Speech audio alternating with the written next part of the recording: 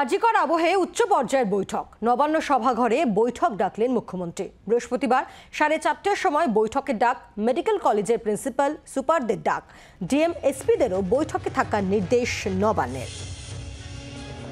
অত্যন্ত গুরুত্বপূর্ণ, কারণ আজিকর আবহে উচ্চ পর্যায়ের বৈঠক নবান্ন সভাঘরে বৈঠক ডাকলেন মুখ্যমন্ত্রী। বৃহস্পতিবার 4:30টার সময় বৈঠকের ডাক মেডিকেল কলেজের প্রিন্সিপাল সুপারদের ডাক, এছাড়াও ডিএম এসপিদেরও বৈঠকে থাকার নির্দেশ নবান্নের।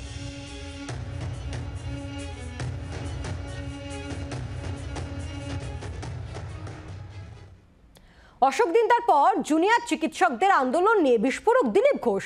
জুনিয়র চিকিৎসকদের নাটক করে কি হলো প্রশ্ন বিজেপি নেতার। আরজিকর ঘটনার কি বদল হলো প্রশ্ন দিলীপ ঘোষের।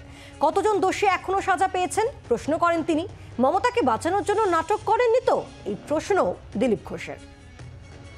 দিলীপ ঘোষের মন্তব্য শোনাবো এবং দিলীপ ঘোষের মন্তব্যের পাশাপাশি অশোক দিনদার তিনিও বা গতকাল ঠিক কি মন্তব্য ছিল তার শুনবো।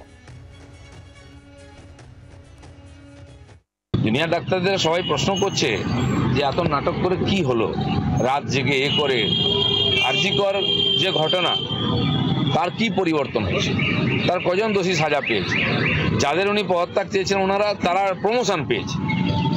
তো পেছন থেকে এই আন্দোলনকে যারা চালাচ্ছে তারা মমতা ব্যানার্জিকে বাঁচাবার জন্য এসব নাটক করছে না তো।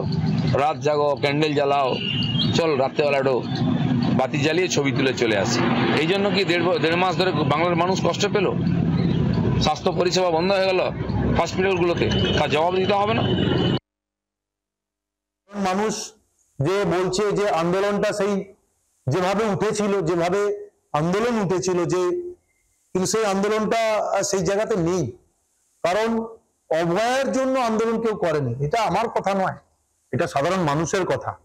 সাধারণ মানুষ আজকে জুনিয়র ডাক্তারদের আন্দোলনের পাশে দাঁড়িয়েছিল, প্রত্যেককে দাঁড়িয়েছিল, কিন্তু সামহাও তাদের থেকে আবার সঙ্গে সঙ্গে দূরেও সরে গেছে উইথিন 7-8 ডেজ। কারণটা এটাই, মানুষজনও বুঝতে পেরেছে যে ডাক্তাররা যে প্রথমে লড়াই লড়েছিল তারা তাদের লড়াইয়ে সেই লড়াই থেকে তারা সরে গেছে। বাংলার আওয়াজ, বাঙালির আবেগ, জি 24 ঘন্টা।